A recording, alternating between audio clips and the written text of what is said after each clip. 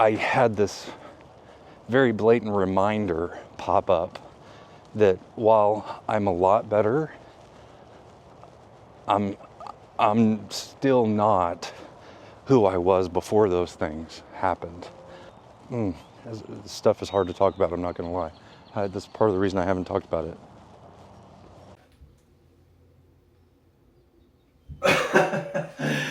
That's as far as I could get. I'd be a liar if I said it's always easy, y'all. It's not. Some days are heavy, and it's been really heavy for me. Today it's really heavy. Where motivation fails, discipline has to step in. So I just have to be disciplined today, and I just have to do it. Look, y'all, I'm such a gym bro. I'm actually starting to get like calluses from weight training. And just as soon as I said that, let me show you what I walked by. Come on, y'all. Tell me. If you want to do this and you want to gain true mental toughness, I think one of the key things is you got to get really real with yourself. Really real with yourself. Where are you strong? Where are you weak? What is affecting you? How are you dealing with it? What are your self-destructive patterns and behaviors? That's where strength comes from. Hiding, that's not toughness. Hiding, that's not strength. Strength is putting your face into the wind in the middle of the storm, facing it head on. Good morning. It's day 74 of 75 hard, y'all. Day 74. Had some trouble getting to my camera this morning, so apologize for the late start. I begin every day by reading my Bible, reading my 10 pages, journaling, and then spending a little bit of time in Duolingo. All right. Day 74, man. Today, this morning, weighted vest walk. And after that, I got work. After work, I'm going to try to squeeze in editing a video and getting my second workout in. But the priority today is getting the second workout done. Since I didn't do strength training yesterday, I want to make sure I get some strength training in today. Got to. Can't push that off another day. I've got to be at the church at 6:15 this evening, and it'll be another long evening. So that's essentially what the day should look like. See how close we get. I do want to say it's kind of exciting because YouTube has just picked up one of my videos. Day 26. It's just decided, hey, you know what? We're going to show this one to people. Thanks, YouTube. But at this point right now, as I'm recording this, it has shown that video to about 300 people. And out of those 300 people, about 10 have subscribed. And I don't know what a good ratio is for views versus subscribers, but I think that's at least promising. But what's really exciting is now on my day 74, I'm sitting at 198 subscribers this morning. And I think it would be so cool to hit a milestone of 200 subscribers by the time I finish this, So I've got today and tomorrow to try to hit 200 subscribers. And I honestly don't know if it'll happen or not because, YouTube may just stop showing everything to people again because it's done that several times. But that would be really exciting. That would be cool. And along that topic, I just want to say, if you are one of those subscribers, or if you're one of the people out there who, take the time to comment on my videos or like my videos, thank you so much. I know I say that, in every video now, and I'm going to continue to, because I just can't express how much of a boost it is for me. And like I say, validation and confirmation that don't stop, keep doing what you're doing, not the challenge, but as far as what I'm trying to do with YouTube. So just thank you so much. I really appreciate it. I can't thank you enough.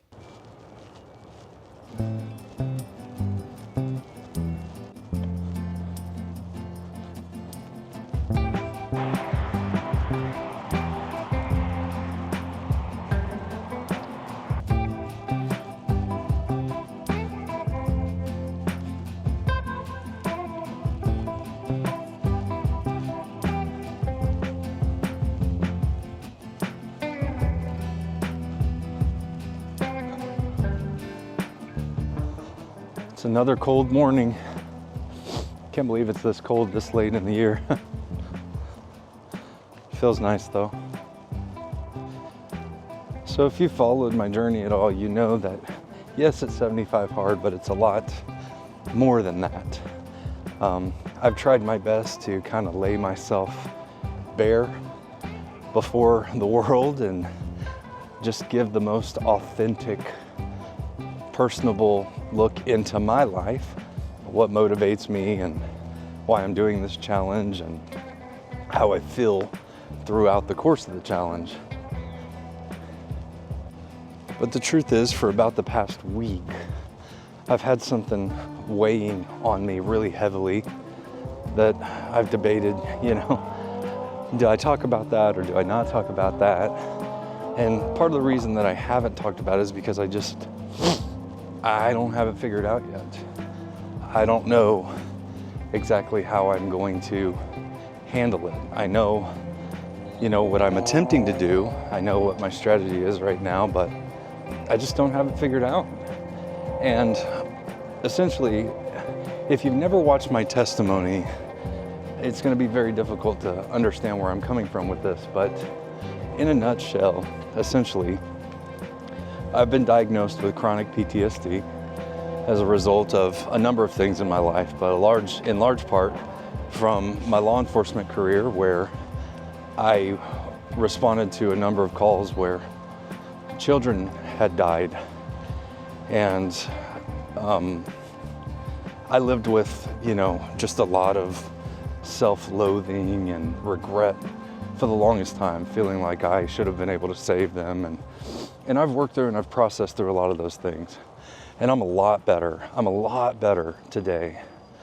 But I had this very blatant reminder pop up that while I'm a lot better, I'm still not who I was before those things happened. And I don't think I ever will be, quite honestly.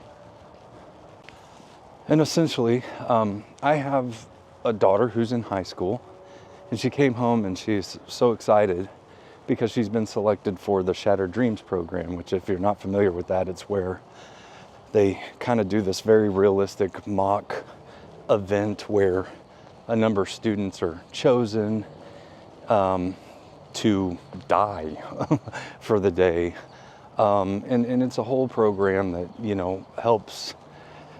helps bring to light, the dangers of drinking and driving and texting and driving and stuff like that. So they have like a mock car crash and everything. But essentially, these students that are selected, they put makeup and stuff on these kids, and they put them in, this fake car crash, and the parents have to write an obituary and, even potentially go to the morgue, and just a number of things that have to be done. And she came home and she was just so excited about it. And my immediate internal response was my heart just dropped, because I don't know if I can handle that.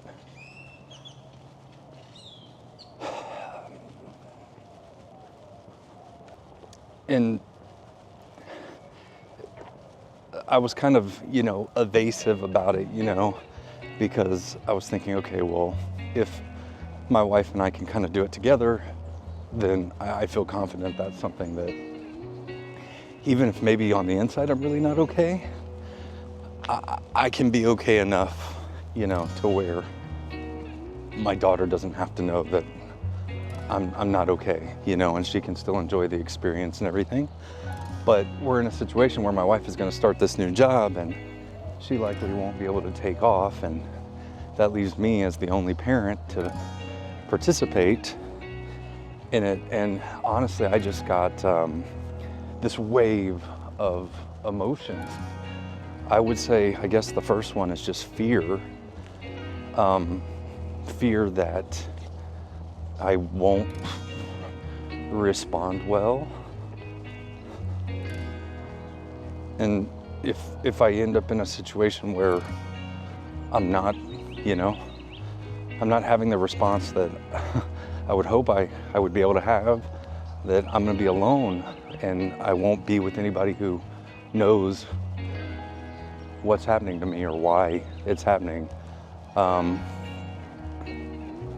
So yeah, I would say fear was the first emotion. But then there's this whole other set of emotions that come on, because I've been in these situations several times, where my kids have wanted to do things like go to the carnival or things, and those are just major triggers, for lack of a better term, for me. And it's just this, I guess guilt would be the second strongest emotion, of where you feel like your brokenness or your problems are depriving your children of happiness, or joy, or being able to experience something that they're excited about, because you're messed up.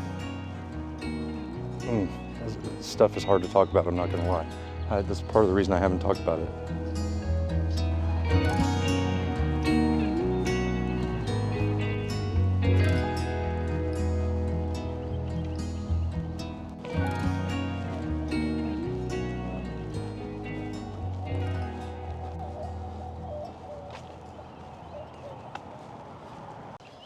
But essentially, what happens is the moment that those kind of feelings of guilt and, like reminders of brokenness and everything the moment those start to happen, it's really easy for the devil, the enemy, I believe, to start whispering, and just start to remind me, yeah, you think you've come so far. Yeah, you think you're so much better, but look, this is still here.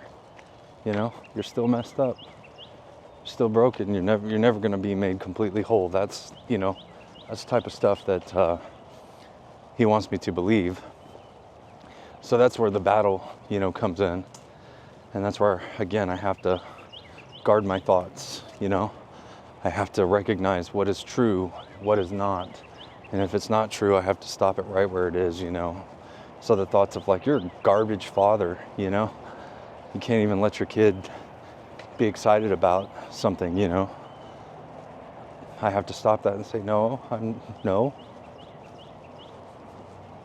that's not what it is. I'm a good father. I just have some challenges, that I have to work through.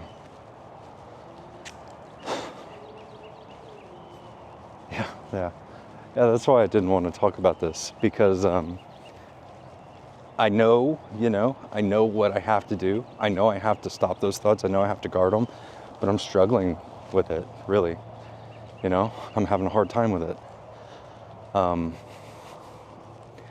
And so I guess if I could say anything, is just that, even whenever we make a lot of progress, whether it be physically or whether it be mentally or whether it be emotionally, relationally, whatever, right? Even whenever we experience a lot of growth and healing and restoration, there's always going to be reminders, and there's always going to be challenges. And I think the key, at that point is just to apply all the techniques that we've learned along the way to combat those things that want to hold us down and push us back into the patterns we used to be in. But, I'd be a liar if I said it's always easy, y'all. It's not. Some days are heavy, and it's been really heavy for me. Today it's really heavy. But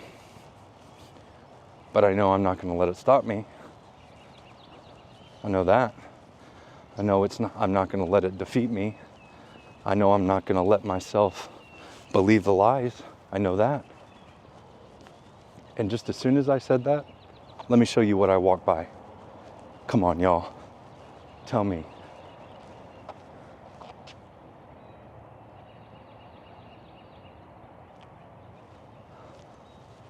Come on. What are the odds? What are the odds If ever you needed a reminder, if ever I needed a reminder of who bore the weight of my sin and my shame, man, the one who makes me whole. I don't have anything else to say. I really don't.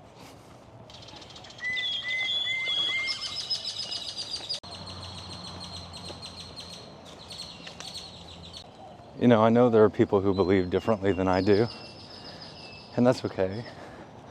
But man, I mean, my whole mindset, my whole outlook for the day has completely changed. Did y'all see that the moment I'm talking about the heaviness I feel as I'm wearing a weighted vest, literally bearing heaviness on my body, I walk by a reminder that that heaviness is not mine to carry. At the time that I'm filming this, we're just, tomorrow is Good Friday, you know? It's literally the day that Jesus died to bear the weight of the world on his shoulders. And it's just,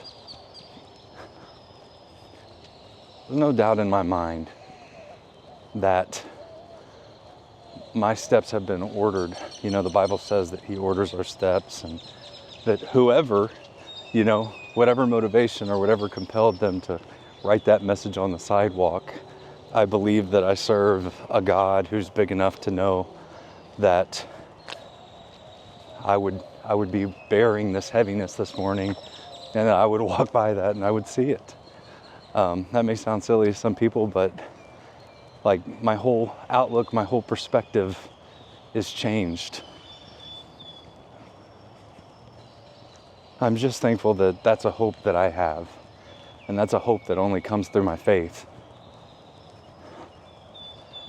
That's the kind of hope that I hope you experience. And I guess the very last thing I'll say before I end this weighted vest walk is just, this does have everything to do with mental toughness, y'all.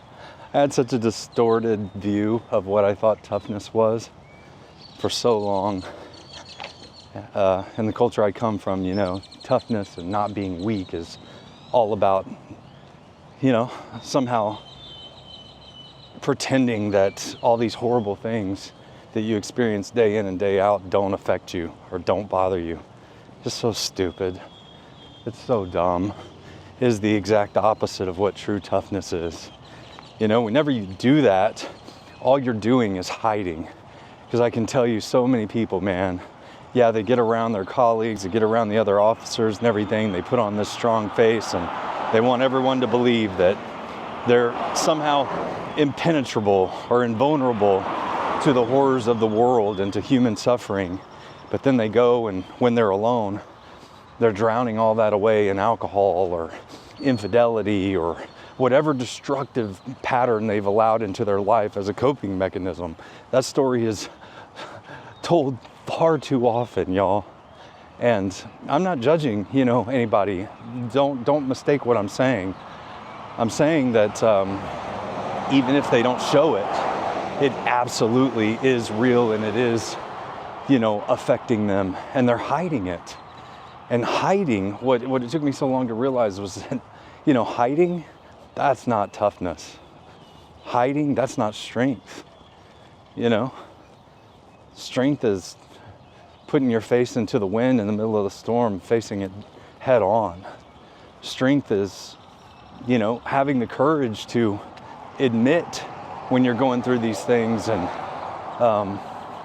you know, lay yourself bare before the world. So I feel like it has everything to do with true mental toughness and mental strength, is the ability to be open and vulnerable, not only with other people, but, you know, mostly with yourself, and admit to yourself when things aren't okay, you know? Man, it took me so long to get that. So long. And, you know, often I think about like the conversations that I want to have with some of the people that I know who they just will not admit that they're affected or impacted by anything. You know, they are truly trying to convince themselves and others that they actually aren't bothered by, you know, human condition and suffering that they see and they're exposed to. And I want to sit down and I want to ask, okay, explain to me exactly how it is that you walked into this call where this teenager hung themselves because they had no hope in the world. And you're the one that's got to photograph their body and talk to their parents and try to figure out what it was, that led them to this and preserve the crime scene and everything. You're going to tell me you're not at all affected by that? Because the truth is, if you're not, then you're a freaking psychopath. There's something wrong with you. And I think that that's ultimately what it comes down to, is like admitting that this is bad stuff. And if you're a real person with a heart and empathy, it's going to impact you. But there are so many other, examples and parallels you can draw to that. People, their marriage is falling apart and they come in and they try to put on a tough face and say, forget her, I'm better off without her, whatever. Really? A person that at one point in your life you loved so deeply that you committed your life to them. Now your marriage is falling apart and you want to pretend that you're not at all impacted by it? Y'all, that's not strength. If anything, that's weakness in its most pure form. Denial of self, denial of your own human experience. Like, I guess what I'm saying is, if you want to do this and you want to gain true mental toughness, I think one of the key things is you got to get really real with yourself. Really real with yourself. Where are you strong? Where are you weak? What is affecting you? How are you dealing with it? What are your self-destructive patterns and behaviors? That's where strength comes from. All right, there we go, guys. 48 minutes, 2.33 miles. Again, calories aren't accurate. Doesn't calculate the weight of the vest. Workout number 1 is done. Let's go get to work. Okay, everyone. It is almost noon. I am going to break my fast because it's been 18 hours now. So I'm going to break my fast, and I'm breaking it with, not a shocker, my favorite little snack here, these caramel rice cakes, unsalted peanut butter, and sugar-free dark chocolate chips, which, by the way, I was just thinking to myself, I think this alone has kept me from going insane during this challenge. Although I have not had many cravings or anything, this makes me feel like I'm eating something bad. And it's not, it's really not. It's fairly low calorie. It gives me the fats I need from the nuts. And it tastes really good. And then I've got 3 of these little beef meat sticks. These are not ideal, but it's all I have right now. And I need to eat these up because we have a bunch of them.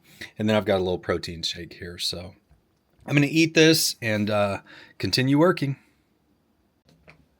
Okay, everyone, it's now about 3:30 and I'm done working. I ended up working a little bit late. I didn't intend to. I just wasn't really paying attention to the clock. So, I don't want to work out at all. Especially, I just absolutely do not want to do strength training right now, if I'm being totally honest. I would rather just go out. It looks really pretty outside. I would rather just go out and do a walk. But I said I'm doing strength training. So, where motivation fails, discipline has to step in. So I just have to be disciplined today and I just have to do it. But what I'm going to do is I'm just going to give myself about 30 minutes and I'm just going to chill out till 4 o'clock. And I'm not going to do anything. I'm not going to do anything until 4 o'clock. And then when 4 o'clock hits, I'm going to get up and I'm going to get that workout done. Probably won't get a video edited today, but I'm going to get that workout done. Okay, there it is. Man of my word. It's 4 p.m. Suck it up, Buttercup. Let's do this. Now, one thing I want to attempt, even though I do not believe I'm going to be successful, but, I can't do a pull-up. I can't do, an actual pull-up. I can do chin-up, but I can't do a pull-up. I've never done a pull-up in my life. I just want to see if the past few weeks of using this thing has got me any closer. So, again, I don't think I'm going to be successful, but I'm going to at least try for posterity's sake, and we'll have it. So, let's see.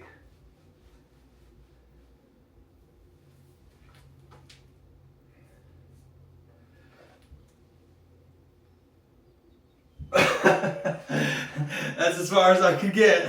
I did get up a little ways though. Did y'all see that?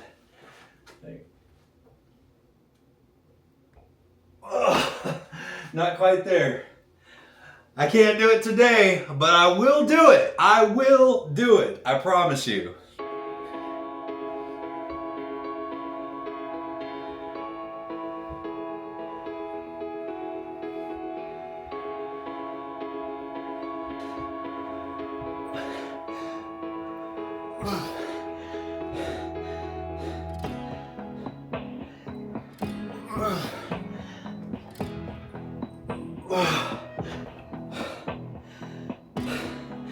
Even though they're assisted, y'all, they're not easy. Heart rate's 160 right now.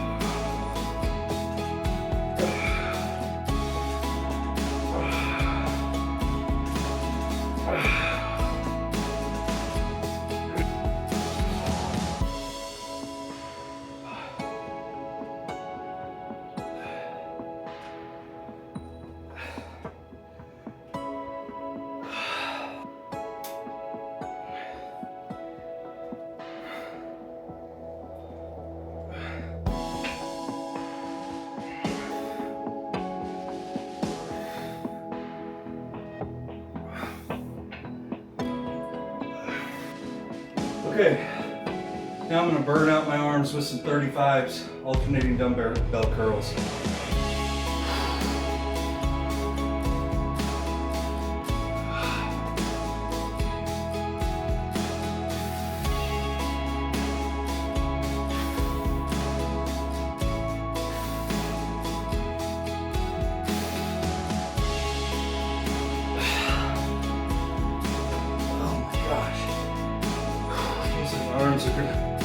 Feels like my arms are gonna explode.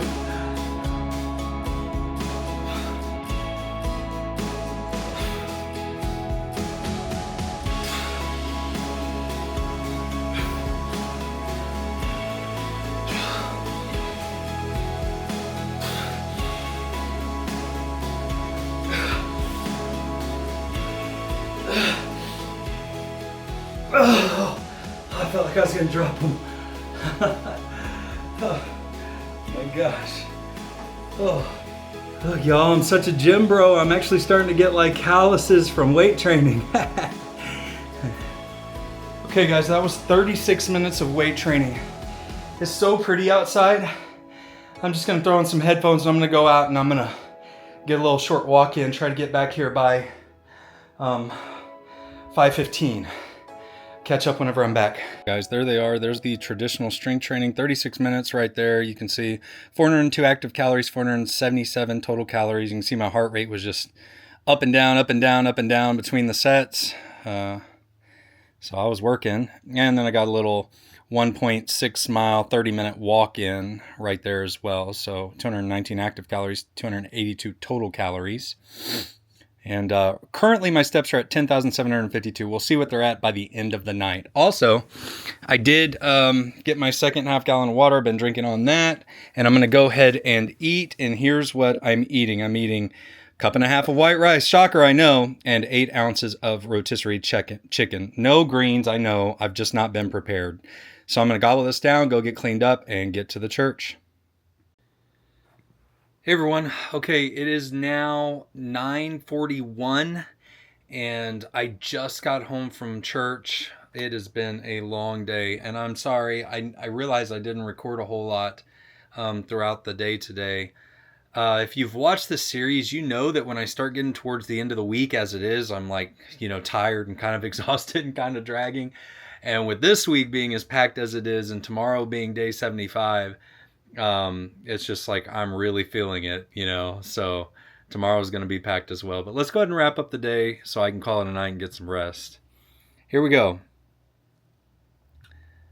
Here's how we did as far as activity goes. 1,337 move calories, 125 exercise minutes, 12,564 steps. So you see I got like another 2,000 steps tonight. There are my workouts right there that we talked about earlier. Let's go out to my fitness pal and I'll show you how we did there.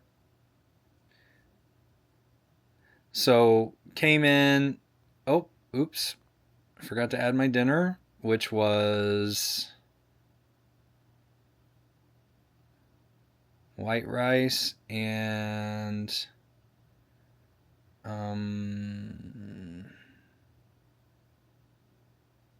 chicken breast. Okay, there we go. So 1,727 calories is what I came in on. So sorry about that. Forgot to add my dinner there. And I forgot to start fasting as well. But I know I left the church. I left for the church at 5:45. So I'm gonna say that that's about whenever I started fasting, because it would have been right before that. So yeah, so I'll say I started fasting around 5:45. It was absolutely no later than that, and that means I can break my fast tomorrow around 11:45, which is good. And then last but not least, 75 hard. First workout complete, second workout complete. I took my picture earlier. Read my 10 pages of water, drank my gallon of water, and followed my diet. Didn't have any cheat meals and no social media because I don't drink alcohol. And just like that, day 74 is complete. Save that for journaling tomorrow. And that's it, y'all. Man, one day left. One day left. And day 75 is going to be a doozy. So if you come back tomorrow, let me give you a little teaser of what's going to happen. Throughout the whole course of this 75 hard, I've been running 5Ks and trying to see like how quick can I do it. And I honestly don't know tomorrow if I can do it faster than the last one I ran, which I think was like 31 minutes or something. I don't know. I'll have to look back and see. But I know that tomorrow I'm going to try. I am going to try to run the fastest 5K that I've run, throughout this whole thing. I'm going to go out and I'm going to give it my all in the morning, y'all. Not sure what I'll do as a second workout yet, because I got to be cognizant that I have a performance tomorrow night and I've got to be at the church at 5. And I just, as hard as I want to go, I've also got to keep that in mind. So we'll see. I don't know what's going to happen there, but I do know I'm going to run really hard in the morning. Really hard. May throw up. Who knows?